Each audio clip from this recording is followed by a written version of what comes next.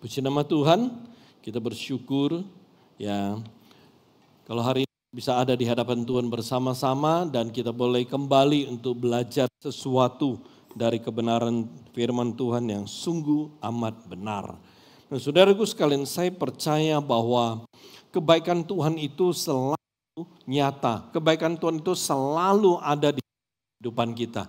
Amin saudaraku ya. Dan pagi hari ini mari saya mengajak saudara untuk mencoba untuk merenung dan ya merefleksi akan kehidupan kita ya sehingga kita bisa terus mengerti bagaimana kita harus menjadi orang Kristen dan bagaimana kita menjalani kehidupan kita sebagai orang percaya pada hari ini. Ya, saudaraku sekalian, saya percaya bahwa kasih setia Tuhan itu sangat amat indah dalam kehidupan kita. Hari ini ya, tema khotbah saya adalah kehidupan kekristenan yang sesungguhnya. Saudaraku sekalian, ya, hampir seminggu ya sekitar Senin yang lalu saya mulai berdoa, ya. Ya, berdoa karena saya tahu bahwa minggu ini saya mesti berkhotbah, saya mulai berdoa, saya tanya Tuhan, kira-kira ya firman apa yang harus saya sampaikan. Dan saya mempersiapkan firman Tuhan selama saya tidak ada di tempat. Dan kurang lebih saya merasa tenang, Kamis ya saya sudah ada firman Tuhannya ya untuk disampaikan. Tapi saudaraku sekalian, ketika dalam ya satu waktu kemarin saya berdoa ya dan minta Tuhan untuk menyatakan sesungguhnya apa sih yang harus dimengerti oleh jemaat di tempat ini di hari-hari sekarang. Dan kemudian Tuhan menggerakkan saya untuk lebih mengajak saudara untuk merefleksi kehidupan saudara. Dan kemudian Tuhan memberikan firman ini, kehidupan kekristenan yang sesungguhnya. Saudaraku sekalian, kita sudah menjadi orang Kristen lama. Bahkan ada yang mungkin sudah sangat lama. Tapi saudaraku sekalian, sampai hari ini kehidupan saudara sebagai orang Kristen, kira-kira di mata Tuhan, itu kita orang Kristen yang seperti apa? Kita orang percaya yang seperti apa? Kita anak Tuhan yang seperti apa? Nah, ini yang saya rindu, ajak saudara untuk merenungkannya pada hari ini. Kita mulai dengan firman Tuhan, saudaraku sekalian. Kita mulai dengan Galatia pasal 5 ayat ke-13. Saudara boleh catat dan saudara bisa membacanya nanti. Kitab Galatia pasal 13 saya bacakan untuk saudara. Saudara-saudara, memang kamu telah dipanggil untuk merdeka. Tetapi janganlah kamu mempergunakan kemerdekaan itu sebagai kesempatan untuk kehidupan dalam dosa. Melainkan layanilah seorang akan yang lain oleh kasih. Balik kita buka 1 Petrus pasal yang kedua ayat ke-16. Hiduplah sebagai orang merdeka dan bukan seperti mereka yang menyalahgunakan kemerdekaan itu untuk menyelubungi kejahatan-kejahatan mereka, tapi hiduplah sebagai hamba Allah. Jadi saudaraku sekalian, kejahatan-kejahatan ini bukan berarti Anda melakukan kejahatan, Anda membunuh dan lain sebagainya. Tapi kejahatan di mata Tuhan. Oke. Yang terakhir, Matius 5 ayat 20. Aku berkata kepadamu, jika hidup keagamaanmu tidak lebih benar daripada hidup keagamaan ahli-ahli Taurat dan orang-orang Farisi, sesungguhnya kamu tidak akan masuk ke dalam kerajaan sorga. Ya, memang hari ini kita tidak akan menemukan ada orang Farisi di tengah-tengah kita. Tapi yang dimaksud dengan Farisi, ya modern pada hari ini, saudaraku sekalian, itu adalah banyak orang Kristen, ya yang hidupnya itu secara praktikal tidak menunjukkan nilai-nilai kekristenan. Ya, itu Farisi. Tahu, bahkan bisa berdebat, tahu, bisa mengkritik, tahu, bisa memprotes, bahkan bisa menghakimi. Tapi dia sendiri, nilai-nilai kehidupannya sama sekali tidak ada nilai kekristenan di dalam. Itu Farisi. Ya, jadi saudara kalian, ini 3 ayat yang saya jadikan sebagai dasar, ya atau saya sebut dengan ayat tema, ya. Dan Minggu lalu kita baru merayakan hari kemerdekaan bangsa kita. Sudah merdeka 80 tahun, saudaraku sekalian, bangsa kita. Dan mungkin sejak saudara percaya pada Tuhan, hidup saudara dimerdekakan. Saya tidak tahu saudara sudah Tuhan merdekakan, sudah berapa lama, sudah berapa tahun. Tapi bagaimana saudara memakai kehidupan saudara yang telah dimerdekakan itu dengan cara yang benar. Oke, saudaraku sekalian, saya percaya bahwa kita semua mempunyai tujuan yang sama di akhir hidup kita, yaitu untuk masuk. Tujuan kita sama, yaitu untuk masuk sorga dan hidup bersama-sama dengan Tuhan selama-lamanya di sorga. Saya rasa kita mungkin bisa dan kita bisa amin dengan tujuan hidup kita yang sama. Nah, saudaraku sekalian, untuk itu penting bagi kita untuk menyelesaikan tanggung jawab kita, yaitu bisa berjalan di dalam sebuah kehidupan sampai pada garis hidup kita sebagai orang Kristen. Dalam arti kata orang Kristen yang hidupnya berkenan kepada Tuhan. Apabila kita memang sesungguhnya kita mau mendapatkan bagian di dalam kerajaan Allah. Jadi kembali saya mau tegaskan, untuk bisa masuk sorga, kita harus menyelesaikan tanggung jawab kita. Seperti Paulus berkata, aku telah menyelesaikan pertandingan. Jadi kita semua harus menyelesaikan tanggung jawab kita. Yaitu kita harus bisa sampai di garis akhir kita sebagai orang Kristen. Bukan orang Kristen KTP, bukan orang Kristen-Kristenan. Tapi orang Kristen yang benar-benar hidup kita itu berkenan kepada Tuhan, berkenan di mata Tuhan. Kalau kita memang ingin mendapatkan bagian kerajaan sorga. Nah, saudaraku sekalian, saat kita berbicara menyelesaikan garis akhir, bagaimana kita menyelesaikan garis akhir kita sebagai orang Kristen sejati, itu sebenarnya ditentukan oleh dua hal. Ditentukan oleh dua hal Yang pertama, ditentukan oleh keputusan dan tindakan awal kita saat kita meresponi jamahan dan panggilan Tuhan dengan menyerahkan hidup kita dan kesediaan kita untuk percaya terima Tuhan Yesus sebagai Tuhan dan Juru Selamat kita. Itu pertama. Yang kedua, ditentukan oleh cara kita menjalankan hidup kekristenan kita sehari-hari sebagai manusia rohani yang menjadikan diri kita ini sebagai anak Allah. Jadi dua hal ini saudara sekalian, itulah yang akan sebenarnya menentukan bagaimana kita bisa mengakhiri kita punya kehidupan sebagai orang Kristen. Saudaraku sekalian, hari ini saya mengajak saudara untuk merenungkan hanya di poin yang kedua.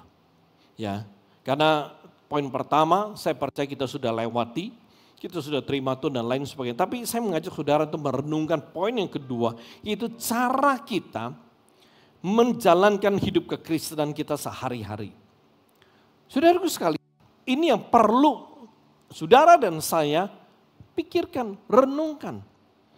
Oleh sebab itu Paulus mengingatkan dan berkata seperti ini, perhatikanlah bagaimana engkau hidup. Ini bukan hanya kalimat yang sekali saja diberitahukan pada kita. Itu Tuhan izinkan Paulus tulis dan ada di dalam Alkitab. Sebenarnya menjadi satu peringatan untuk kita. Perhatikan bagaimana kita hidup. Artinya setiap hari saudara dan saya, kita harus memperhatikan bagaimana kita hidup. Karena bagaimana kita hidup itu sangat penting. Bagaimana kita hidup akan menentukan segala sesuatu. Bagaimana kita hidup akan menentukan bagaimana kita mengakhiri pertandingan, mengakhiri perjalanan kehidupan kita sebagai orang Kristen dengan benar di mata Tuhan. Saudaraku, kita tidak bisa berkata, menilai kita punya hidup seturut dengan diri kita sendiri. Nggak bisa, itu tidak objektif saudaraku.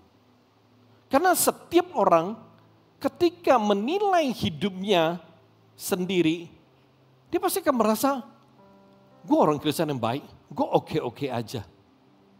Tapi kalau saudara mau objektif, saudara perlu membiarkan bagaimana Tuhan memandang. Atau saudara melihat dari sudut pandang Tuhan tentang kehidupan saudara pada hari ini.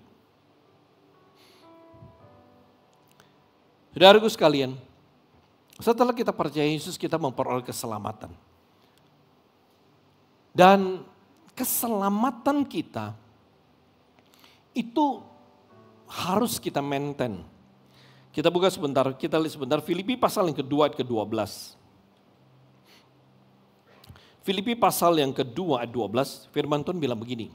Hai saudara-saudaraku yang kekasih, kamu senantiasa taat, karena itu tetaplah kerjakan keselamatanmu dengan takut dan gentar. Bukan saja seperti waktu aku masih hadir, tetapi terlebih pula sekarang waktu aku tidak hadir. Kalau kita memperhatikan dengan baik ayat yang kita baca, ayat ini dengan sangat amat jelas menegaskan kepada kita bahwa setelah kita memperoleh keselamatan, perhatikan, ada hal yang perlu kita lakukan. Setelah kita memperoleh keselamatan, kita harus terus membangun, mengokohkan, kita terus mempertahankan keselamatan. Kita harus memaintain keselamatan kita dengan sangat serius dan sungguh-sungguh. Ketika saudara percaya Tuhan Yesus, menerima Dia sebagai Tuhan dan Juru Selamat, saudara mendapat stempel keselamatan. Jadi stempel keselamatan itu bukan seperti sebuah stempel tek dan udah oke gitu aja. Udah ada stempelnya. Udah ada capnya. Lalu itu akan berlaku selamanya. Saudaraku sekalian, dalam banyak hal legal mungkin dengan adanya stempel, maka ada kuasa dan itu berlaku selama stempel itu ada. Tapi ketika kita berbicara mengenai keselamatan, kita harus memaintain, kita harus memelihara, kita harus menjaga, kita punya keselamatan. Ini penting sekali saudaraku sekalian. Karena perhatikan, firman Tuhan yang kita baca dengan sangat jelas mengatakan pada kita bahwa tetap kerjakan keselamatanmu. Kita harus berjalan dalam keselamatan kita. Lalu kita harus hidup di dalam keselamatan kita. Artinya kita harus hidup di dalam hal-hal yang membuat kita tetap berada dalam keselamatan. Oleh sebab itu mengapa setelah kita percaya kita perlu beribadah. Kita perlu membaca Alkitab, kita perlu berdoa, kita perlu melayani, kita perlu mengasihi Tuhan, kita perlu hidup jauh dari dosa dan lain sebagainya. Ada banyak orang Kristen, saudaraku sekalian, pada awal mereka percaya, lalu mereka terima Tuhan sebagai Tuhan dan Juru Selamat, lalu kemudian mereka dibaptis. Hidup mereka luar biasa, saudara. Mungkin saudara bisa flashback. Ya, flashback pada awal saudara percaya Tuhan, bagaimana kehidupan saudara. Ya. Tetapi yang menjadi persoalan, seturut dengan waktu yang berjalan, ya, setelah 1 tahun demi 1 tahun dan setelah 1 periode waktu, saudara menjadi orang Kristen. Masalahnya di sini, banyak sekali kehidupan orang Kristen itu mengalami degradasi atau penurunan. Dan saudaraku sekalian, ini adalah sebuah kesalahan dalam perjalanan rohani kita sebagai orang Kristen. Saya membuat grafik yang sangat sederhana, ya, karena mungkin masalah waktu saya tidak buat terlalu details. Dan ini kurang lebih ya satu grafik yang mungkin bisa memberi sebuah gambaran tentang kehidupan kita sebagai orang Kristen. Dan kehidupan yang sebenarnya harus ada. Kita coba lihat grafik yang pertama. Ya, grafik yang pertama adalah, ya, saudaraku sekalian, dunia kita dan Tuhan. Pada awalnya mungkin kita belum percaya. Orang yang belum percaya, orang yang sangat duniawi, pikiran kita, perkataan kita, karakter kita, semuanya sangat duniawi. Kita tidak tahu apa itu dosa, dan bagi kita tidak ada kata dosa dalam kehidupan kita. Kita hidup semau kita, semau gue. Kita memikirkan segala sesuatu tanpa merasa bahwa itu salah. Kita mengatakan, kita bertindak, kita berperilaku tanpa merasa bahwa itu adalah sebuah kesalahan, itu sebuah dosa, itu tidak benar. Saudaraku sekalian, setelah satu waktu, kita kemudian mungkin karena kasih karunia Tuhan dan karena anugerah Tuhan, karena pilihan Tuhan, saudara kemudian bisa mendengar Injil. Lalu saudara percaya pada Tuhan Yesus. Setelah saudara percaya pada Tuhan Yesus, saudara ke gereja. Tapi pada awal saudara percaya Yesus, saudara ke gereja, bagi saudara ke gereja hanya kewajiban. Ya, saya sudah percaya Tuhan, saya dipesan sama teman, sama orang gereja, itu yang mungkin membimbing saya, mengatakan saya mesti ke gereja. Oleh orang Kristen, saya ke gereja. Jadi ke gereja awalnya mungkin hanya sebuah kewajiban. Tapi ketika saudara setia, setiap minggu saudara ibadah, saudara datang dan saudara datang, ada kebaktian apapun saudara ikut, kebaktian pengajaran saudara ikut, ada kebaktian apapun saudara ikut, ada persekutuan apapun saudara ikut. Dan kemudian saudara bertumbuh. Ya, kerohanian saudara bertumbuh, hidup saudara bertumbuh. Ya, dan ketika saudara bertumbuh, maka hidup saudara mulai berubah. Bukan saja saudara merasakan dan menyadari ada perubahan dalam hidup saudara, tapi orang-orang di sekitar saudara juga mendapati bahwa saudara berubah. Ya. Dan ketika saudara berubah, hidup saudara menjadi berkat dan saudara mulai menikmati. Ya, mulai menikmati kehidupan saudara. Dan itu membuat saudara semakin bersemangat, saudara mulai bersemangat menjadi orang Kristen. Saudara mulai bersemangat untuk mulai membangun hubungan lebih dekat dengan Tuhan. Dan kemudian saudara punya hidup berkobar-kobar sebagai orang Kristen. Berkobar-kobar untuk beribadah, berkobar-kobar untuk melayani, berkobar-kobar baca firman Tuhan, berkobar-kobar untuk berdoa. Ini awal perjalanan kehidupan setiap kita. Dari belum percaya sampai kita menjadi orang Kristen.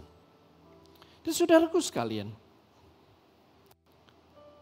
setelah satu waktu, seturut dengan waktu dan tahun yang berjalan dan berlalu, saudaraku sekalian, kehidupan kita sebagai orang Kristen itu mulai mengalami sebuah perubahan. Kita lihat grafik yang kedua. Grafik yang kedua, saudaraku sekalian. Sebenarnya saya ingin membuat grafiknya itu menurun. Tetapi saya menemukan bahwa saya buat grafik yang seperti ini. Saudaraku sekalian, ada banyak orang Kristen pada awalnya hidupnya berkobar-kobar, saudaraku. Udah berkobar-kobar. Tetapi yang menjadi masalah adalah kehidupannya semakin hari semakin lama, semakin mengarah ke dunia. Grafik ini sengaja saya buat naik karena kecenderungan banyak hidup orang Kristen adalah semakin hari mereka menjadi orang Kristen, semakin lama menjadi orang Kristen, terjadi sebuah perubahan yang signifikan. Yang mereka kejar itu bukan Tuhan, tapi dunia. Awalnya mungkin saudara berkobar-kobar melayani Tuhan. Semakin lama saudara percaya Tuhan, dari berkobar-kobar saudara masih tetap semangat. Semangat berkobar-kobar, kemudian mulai masih tetap semangat beribadah, semangat untuk mengasihi, melayani, semangat terlibat di dalam berbagai aktivitas rohani. Tapi semakin hari, semakin lama saudara menjadi orang Kristen, kehidupan rohani saudara mulai menjadi biasa. Biasa aja. Ya, biasa. Ya, semangat udah tidak seperti dulu. Ya, udah biasa. Kalau dulu masih semangat, ibadah tidak pernah terlambat. Ya, apapun tidak pernah, ya selalu hadir dalam berbagai ya aktivitas rohani, kebaktian khusus, kebaktian pengajaran, kakak dan lain sebagainya, semua. Ya, tapi setelah satu waktu biasa, udah mulai biasa, ibadah kadang-kadang telat. Ya, dari biasa kemudian kehidupannya rohani menjadi kurang aktif. Ibadah pengajaran, persekutuan atau apapun mulai tidak mau ikut, ya merasa nggak perlu, tidak ada dorongan, tidak ada keinginan untuk terlibat dalam berbagai aktivitas rohani, tidak ada keinginan, ya ibadah juga kurang aktif kadang-kadang. 1 bulan mungkin ada bolong sekali. 2 kali. Dari kurang aktif kemudian menjadi malas. Dalam perkara rohani malas. Udah mulai malas berdoa. Malas baca Alkitab. Malas untuk ibadah. Malas pokoknya. Dan ketika hidup saudara sudah malas. Perhatikan. Yang terjadi, hidup saudara akan serupa dengan duniawi. Hidup saudara serupa dengan dunia. Jadi ketika disejajarkan antara orang yang belum percaya sama saudara, itu gak ada bedanya saudara. Bukan serupa, tapi tak sama. Tapi ini serupa dan benar-benar kelihatannya sama. Karena gak ada bedanya saudaraku. Ketika disebut tidak ada bedanya, berarti memang gak bisa ditentukan perbedaannya. Amin saudaraku. Jadi kenapa kehidupan orang Kristen setelah satu waktu menjadi orang Kristen harusnya kita mengejar Tuhan, tapi justru yang terjadi kebanyakan, tidak semua saudaraku, nggak semua Anda seperti ini, tapi kebanyakan orang Kristen semakin lama mereka menjadi orang Kristen, yang mereka kejar itu dunia saudara. Hari ini mari, coba periksa. Saudara coba periksa kehidupan kekristenan saudara. Kira-kira saudara masih berada di lingkup grafik pertama atau di lingkup grafik yang kedua? Coba saudara renungkan. Saya di sini bukan untuk menghakimi saudara. Bukan. Karena saya tidak punya hak menghakimi saudara. Karena Tuhan yang akan menghakimi saudara. Tapi saya mempunyai tanggung jawab sebagai seorang gembala untuk mengawal kehidupan kekristenan saudara. Memang saudara berhak menjalankan kehidupan saudara sesuka hati saudara. Akan tetapi saya tetap harus mengarahkan saudara pada jalan kehidupan yang benar sebagai orang Kristen. Saudaraku sekalian, perhatikan.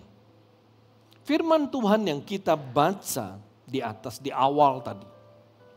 Itu menegaskan pada kita bahwa kita ini sudah dimerdekakan oleh Tuhan Yesus.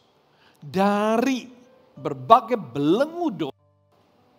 Ketika kita percaya dan menerima Tuhan Yesus sebagai Tuhan dan Juru Selamat kita. Perhatikan, semua kutukan karena dimerdekakan. Oleh sebab itu semua kutukan dan akibat dosa sebelum kita percaya kepada Yesus itu dihapuskan dan dibersihkan di dalam seluruh kehidupan kita. Ketika semua dosa itu sudah dibersihkan di dalam kehidupan kita, maka kita menjadi layak untuk ada bersama dengan Tuhan. Karena kita tahu, ya firman Tuhan berkata yang menjauhkan kita dengan Tuhan itu adalah kita punya dosa. Oleh sebab itu ketika dosa kita udah dihapus, dibuang, di-delete, maka kita bisa dekat dengan Tuhan, kita bisa hidup bersama dengan Tuhan. Jadi saudaraku sekalian, perhatikan. Firman Tuhan yang kita baca dengan sangat jelas mengatakan kita telah dimerdekakan. Jadi istilahnya, jangan kita memakai kemerdekaan kita untuk hal-hal yang salah. Artinya, jangan kita merasa bahwa gue udah pasti masuk surga. Jadi gue hidup sesuka gue. Saya hidup menurut apa yang benar. Karena sebagai orang Kristen saya tahu apa yang benar dan yang salah. Banyak orang Kristen mempunyai pemikiran seperti ini. Tetapi pada kenyataannya justru banyak orang Kristen hidupnya ketika diperbandingkan dengan hukum-hukum Tuhan, itu berbanding terbalik. Saudara bisa periksa diri saudara. Coba periksa hidup saudara. Sebagai orang Kristen.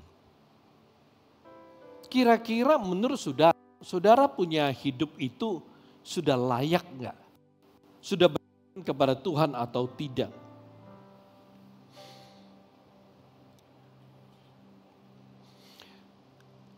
Ayat yang kita baca di awal, ya, saudaraku sekalian, khususnya yang Paulus katakan ya kepada jemaat di Galatia dan kemudian yang di 1 Petrus. Sebenarnya saudaraku sekalian, ayat tersebut itu memberitahukan dengan sangat jelas bagaimana harusnya kita ini menjalani kehidupan kita setelah kita percaya pada Tuhan Yesus. Jadi kita tidak bisa berkata, gue bingung, gue gak tahu bagaimana gue mesti menjalani hidup saya sebagai orang Kristen. Enggak. Firman Tuhan memberitahukan dengan jelas bagaimana kita harus hidup. Hal ini penting untuk kita mengerti. Kenapa? Karena sebagai orang Kristen, saudaraku sekalian, kita ini ada refleksi atau kita adalah wakil Kristus di dunia ini. Jadi dengan kata lain, ketika orang melihat kita dan orang tahu kita adalah orang Kristen, maka mereka tahu bahwa kita ini adalah Kristus kecil. Kita ini adalah wakil Tuhan. Oleh sebab itu saudaraku sekalian, kenapa saya mengajak saudara untuk merenungkan kita punya cara hidup. Karena cara hidup kita akan menentukan kita di mata Tuhan itu benar dan layak disebut Kristen atau enggak. Jadi menjadi orang Kristen itu bukan sekedar ikut-ikutan atau sebatas menjadi orang percaya mengenakan status orang yang beragama Kristen. Tetapi saudaraku sekalian, menjadi orang Kristen itu ada tanggung jawab dan ada harga yang harus dibayar. Matius 16:24. Di Matius pasal 16:24 itu firman Tuhan bilang begini. Lalu Yesus berkata kepada murid-muridnya, setiap orang yang mau mengikut aku, ia harus menyangkal dirinya, memikul salibnya, bukan salib Tuhan ya, tapi salib kita masing-masing, dan mengikut Tuhan. Artinya apa saudaraku sekalian? Artinya setiap kita yang mau sungguh-sungguh mengikut Tuhan Yesus, pertama, harus mau melepaskan kehidupan lama kita. Harus mau melepaskan kehidupan lama kita, saudaraku. Karena Paulus berkata, ya, kalau yang lama itu tidak berlalu, maka yang baru itu tidak pernah datang.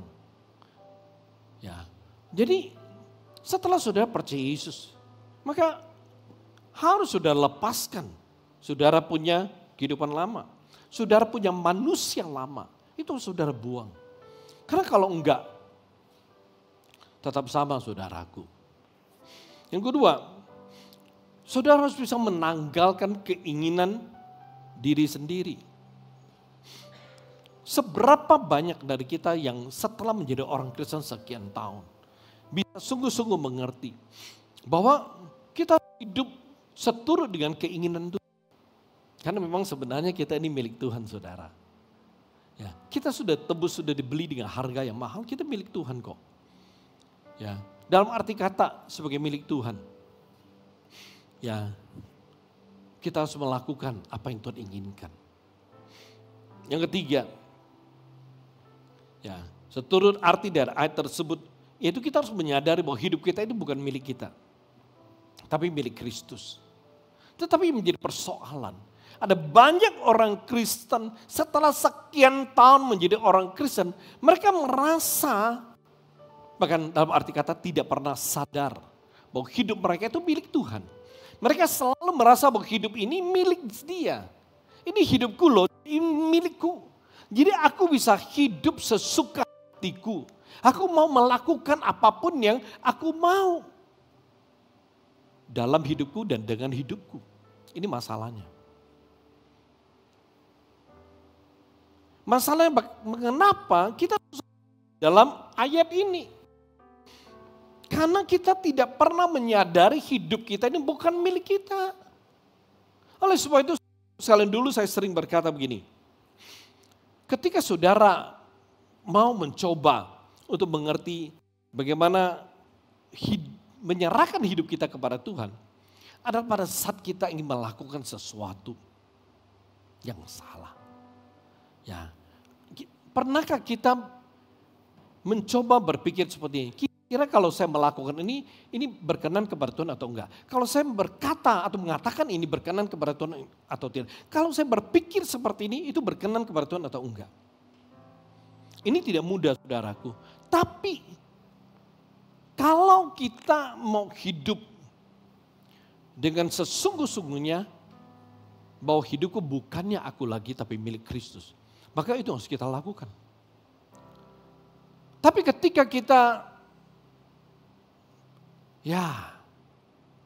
hidup, kita mau mengatakan apapun, memikirkan apapun, melakukan apapun, tanpa kita mencoba untuk bertanya pada Tuhan.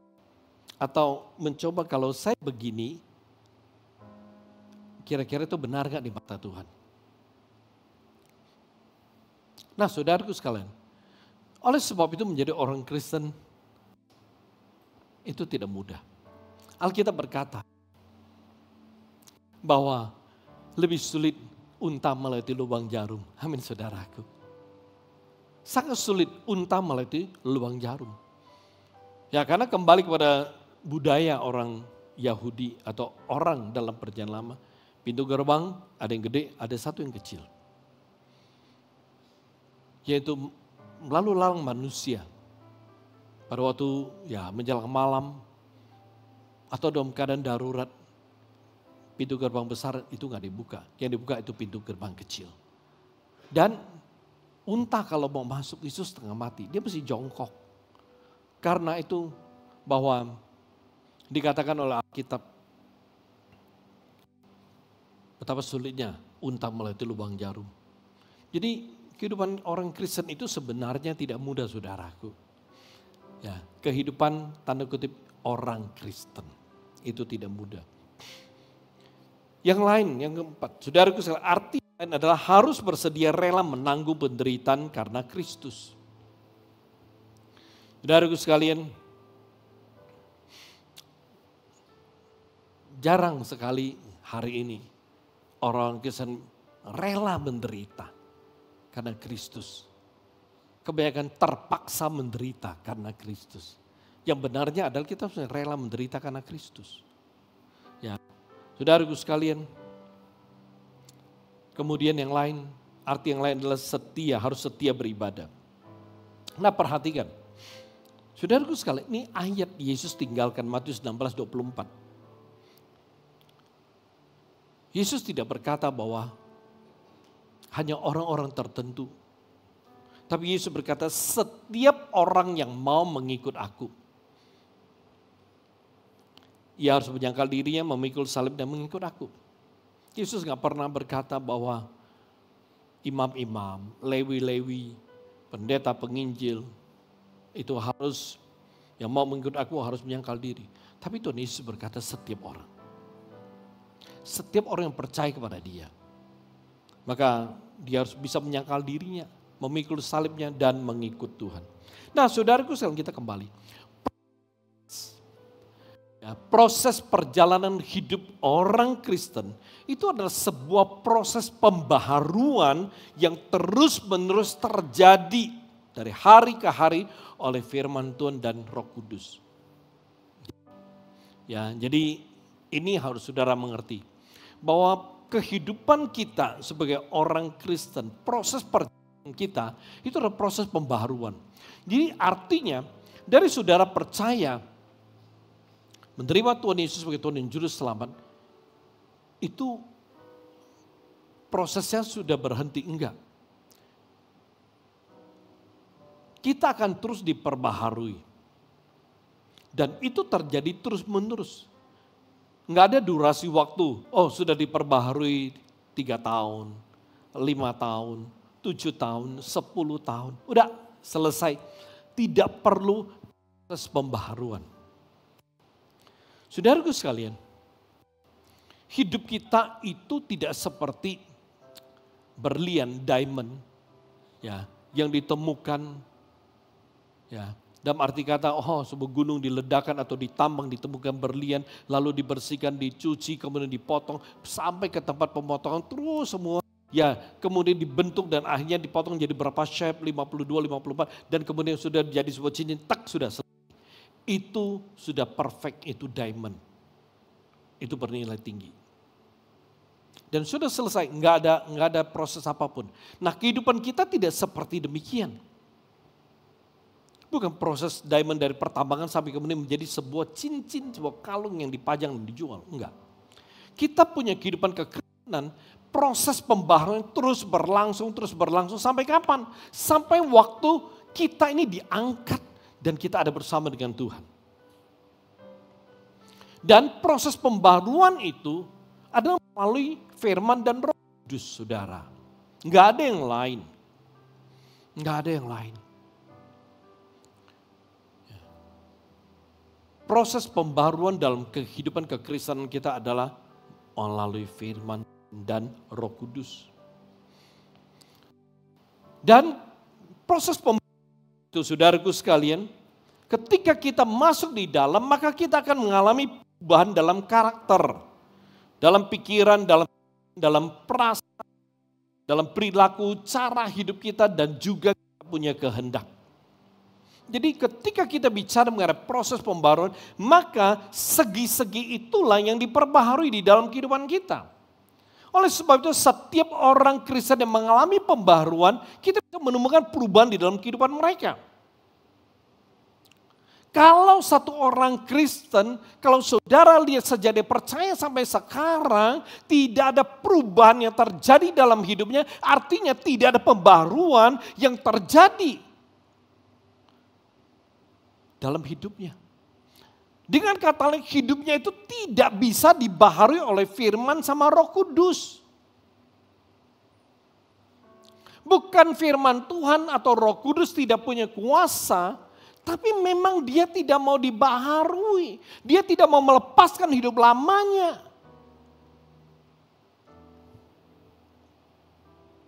Coba renungkan saudaraku. Kenapa proses perubahan hidup kita itu tidak pernah berhenti? Kenapa proses pembaharuan dalam kehidupan kita harus terus berlangsung? Sederhana saudaraku sekalian. Karena pembaharuan dan perubahan hidup kita itu adalah menuju keserupaan dengan Kristus. Inilah yang merupakan sebuah bentuk kehidupan kekristenan yang sesungguhnya. Jadi kalau saudara mau mengerti, saya punya kehidupan kekristenan itu memang sudah benar enggak? Sudah on the track atau belum? Ya saudara coba lihat, hari ini hidup saudara semakin serupa dengan Kristus atau semakin serupa dengan dunia?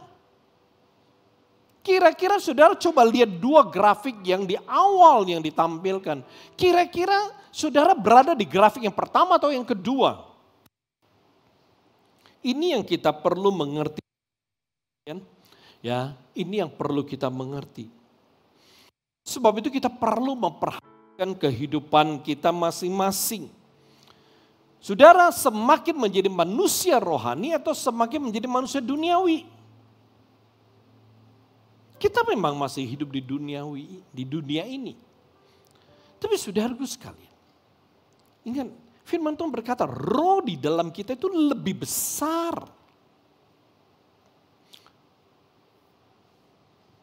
Mungkin kita berkata, aduh mana bisa berubah boksu. Kita kan masih hidup di dunia ini kan kita masih punya daging. Saudaraku sekalian, kalau begitu firman Tuhan dalam 1 Yohanes itu salah dong. Roh di dalam kita itu lebih besar. Kalau memang roh di dalam diri kita itu lebih besar, maka kita punya kekuatan yang sangat luar biasa loh. Karena roh Tuhan ada di dalam diri kita. Roh Tuhan yang telah menang atas maut, telah menang atas semua kuasa dosa, yang telah menang atas semua bentuk kehidupan. Itu di dalam Anda dan saya. Jadi kalau saudara berkata saya nggak bisa berubah karena masih hidup di dunia masih punya daging. Tapi saudara seolah-olah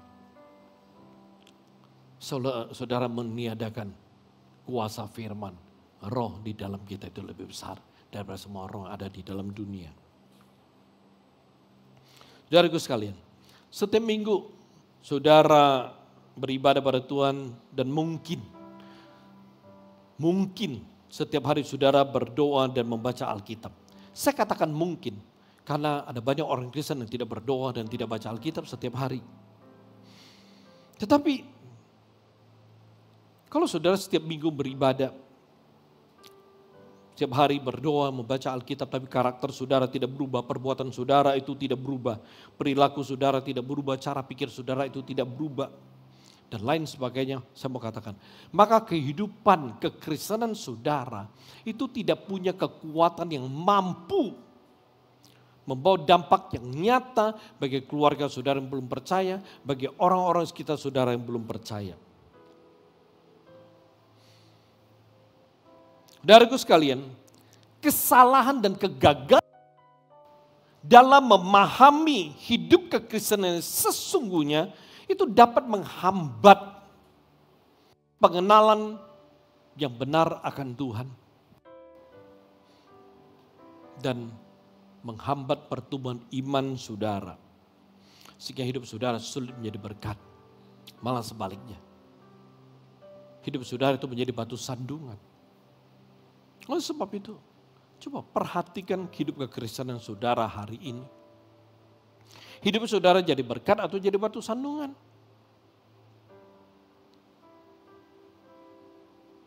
Apakah orang berkata, kalau jadi orang Kristen seperti dia, lebih baik aku tidak mau menjadi orang Kristen. Kalau itu kalimat ditujukan kepada saudara, artinya hidup saudara adalah batu sandungan. Enggak menjadi berkat.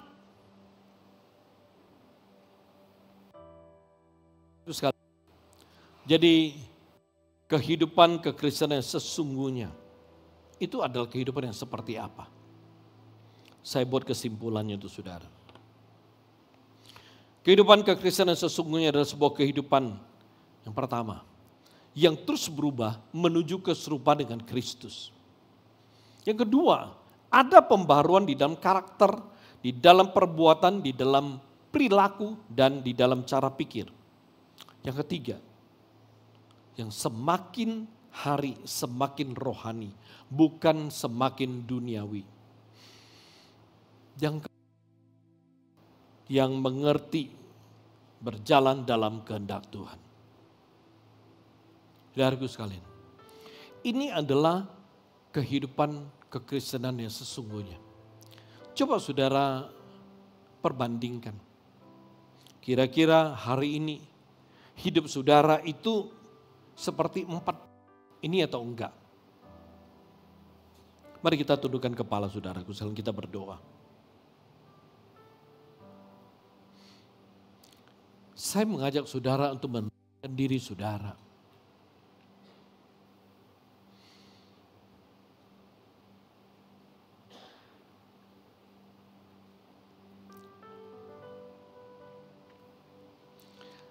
Saya mengajak saudara untuk merenungkan hidup saudara hari ini.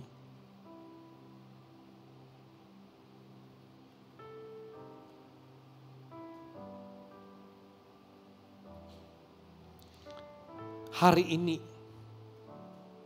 apakah kita sudah hidup sebagai orang Kristen yang sesungguhnya? Apakah hari ini kita punya kehidupan dan kehidupan yang semakin mengasihi Tuhan? Yang terus berubah menjadi serupa dengan Kristus.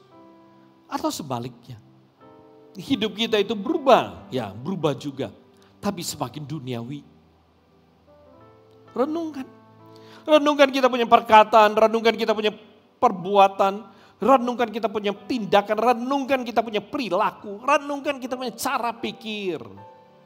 Semakin rohani atau semakin duniawi.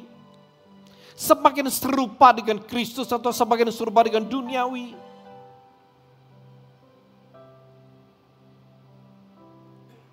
Keinginan kita, kesenangan kita, hobi kita, itu semakin rohani atau semakin duniawi.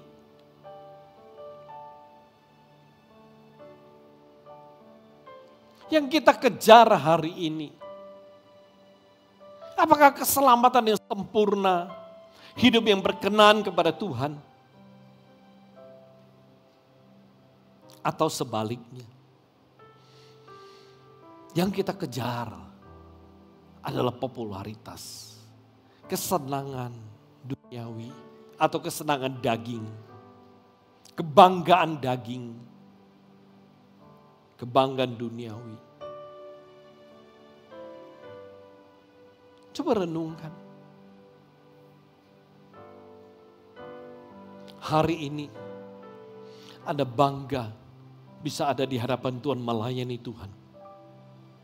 Atau Anda bangga ketika saudara berada di luar sana. Renungkan. Saya rindu saudara menyadari sesuatu. Bahwa dunia dan isinya akan berlalu. Yang tinggal tetap dan kekal hanya satu. Yaitu kerajaan Allah. Jadi jangan bodoh saudaraku. Jangan tidak sadar apa yang saudara kejar hari ini. Renungkan. Saudara perlu berdoa dan bertanya pada Tuhan. Bagaimana hidup saudara di hadapan Dia. Apakah sudah berkenan dan benar menurut Tuhan. Haleluya Yesus.